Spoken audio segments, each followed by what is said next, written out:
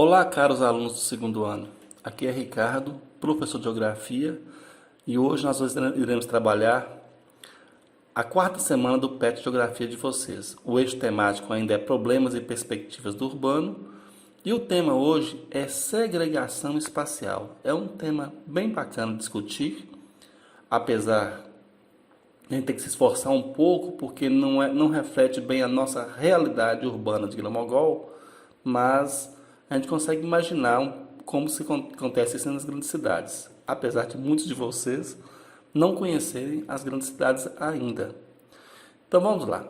Ele é um tema interessante, simples de aprender, mas tem alguns conceitos que vocês não podem fingir que entenderam.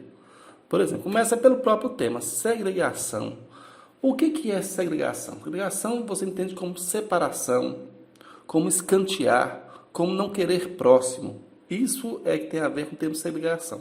Quando eu falo segregação espacial, o espaço em si, ele não pode ser separado. O que se separa são as pessoas que vão constituir outro espaço. Essa que é a ideia, tá? Então, quando você fala em segregação espacial, tratando do assunto de urbanismo, de urbanização, você entende como periferização ou crescimento horizontal dos grandes centros, aonde quem está mais longe do centro são as pessoas com renda menor. Quanto mais pobre você é, quanto mais pobre você for, mais longe do centro você vai estar, certo? E quanto mais pobre você é, quanto mais pobre você for, mais longe do centro você vai estar, certo? Isso é uma segregação espacial. Você não consegue, você é expulso do centro aonde há maior valorização imobiliária, tá? E quando se fala em valorizar uma região, quer dizer o quê? Diminuir a presença física que reflita pobreza. E pobreza é refletida pelos pobres. Então, se você quer valorizar um espaço, retire o máximo possível de pobres de lá. E isso, obviamente, vai gerar uma pressão muito grande do ponto de vista social. Porque nós teremos problemas com habitação, por exemplo, com a vida nas periferias recém-criadas. Ela costuma ser muito ruim porque os serviços urbanos não são presentes, não há pavimentação, não há água encanada, não há esgoto, não há centro de tratamento médico, não há escolas. Geralmente é assim, a periferização começa dessa maneira, certo? Você é expulso do centro da cidade, da parte central, e vai para as periferias mais afastadas de acordo com sua condição econômica, tá? Então, você pode observar, quem conhece Montes Claros, que os bairros mais afastados são os bairros mais pobres, obviamente. Lá acontece agora um novo fenômeno de criação de condomínios isolados. É uma outra situação, tá? Não tem nada a ver com o que a gente está falando. Esses condomínios que estão afastados da cidade são por opção, não são por segregação, tá? Na realidade, essas pessoas, elas se afastam para ter um pouco mais de segurança, que é ocasionado, dentre outras coisas, por essa segregação. Porque as pessoas querem ficar longe da parte central, onde corre o dinheiro. Tá? Até por isso existem favelas. Não existe favela em periferia, só existe favela em parte central. Que essas pessoas que deveriam ser expulsas para as periferias, longe do centro, elas resistem e ficam na parte central, ocupando áreas de preservação ambiental, áreas insalubres, áreas inadequadas à habitação, certo? Eles constroem seus casebres em barrancos, em beira de rios, certo? E ficam próximos ao centro, porque eles querem ficar próximo de onde se corre o dinheiro. As pessoas que optam em ir para as periferias enfrentam as dificuldades comuns de estarem distantes do centro, como locomoção, falta de estrutura e etc. Tá? Então o texto vai abordar justamente isso, o texto e o vídeo. O vídeo vale bastante a pena assistir. Esse vídeo aqui de 5 minutos apenas, mas ele é bem interessante e vai abordar esses conceitos com vocês. Apesar de ser... tem que ter um pouquinho de paciência porque é um cara falando o tempo todo, mas tudo bem. Eu também estou falando o tempo todo, vocês têm que assistir esse vídeo também. Então é isso aí. Não esqueçam de pesquisar os conceitos. Nós temos um conceito interessante aqui também chamado Gentrificação, o que é isso? Gentrificação, tá? Autossegregação é quando você percebe que aquele espaço você não consegue vir naquele espaço, aí você procura locais onde te abrigue de acordo com o seu perfil socioeconômico. A gentrificação, gente, ela é interessante. Quando vocês tiverem termos em dúvidas em conceitos, pode pesquisar no Wikipédia. O Wikipédia é 100% confiável. Vamos lá no Wikipédia aqui para vocês verem o que vem a ser gentrificação. Olha aqui. Do inglês gentrification, é um fenômeno que afeta uma região ou bairro pela alteração das dinâmicas de composição do local, tal como novos pontos comerciais ou construção de novos edifícios, valorizando a região e afetando a população de baixa renda local.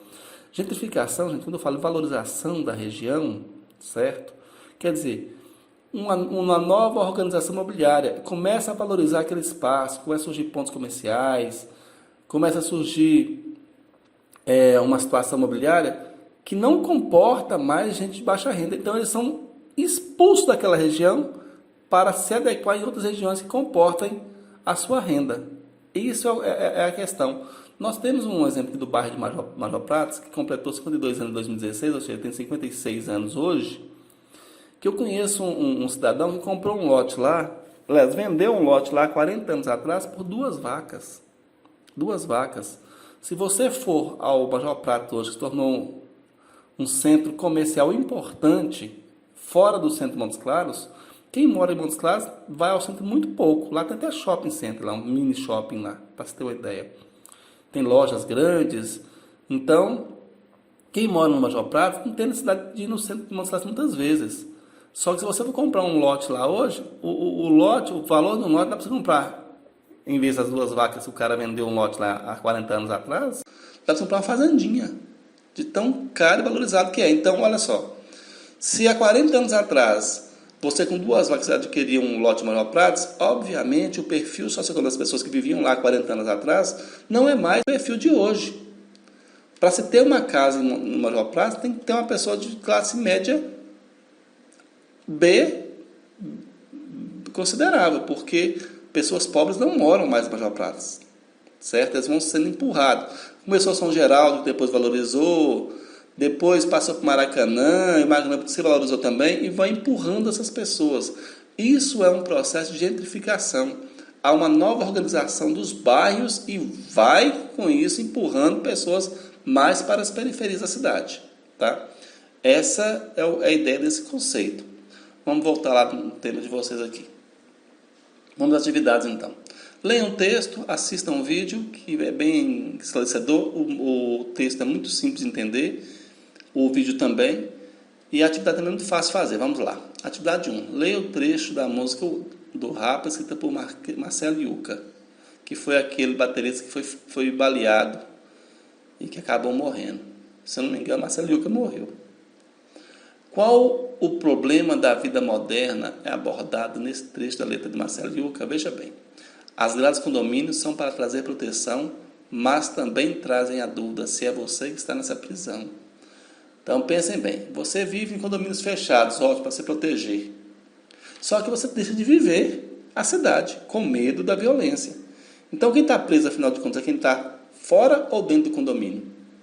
É uma questão a ser tratada, então você explica nessa linha aí. Alise o Cartoon. Está vendo o centro urbano expulsando pessoas de baixa renda para as periferias, aqui mostrando a comunidade ou favela. Tá? Então, vocês lembrem mesmo que eu falei sobre gentrificação e periferização. É basicamente isso aqui. Tá? Como você observa esse fenômeno no local onde você reside? Em Grão-Mogol, você não vai observar muito isso, mas aí existem alguns bairros mais longe do centro, onde o preço do lote é mais barato. Esse bairro lá no fundo do polo esportivo, por exemplo, foi feito doação, o lote lá é barato. Tentem comprar um lote aqui no centro, é muito mais caro. Então as pessoas de baixa renda tendem a comprar os lotes onde é mais barato, onde os lotes são mais baratos. No caso, lá para os lotes mais longe do centro. Essa que é a ideia. Tá? Leia o texto e observe o gráfico para responder as atividades. Observa o gráfico, nós temos municípios com mais favelas no Brasil. Aí nós temos aqui, ó. São Paulo tem 612 favelas. Recife, 73 favelas. Tá?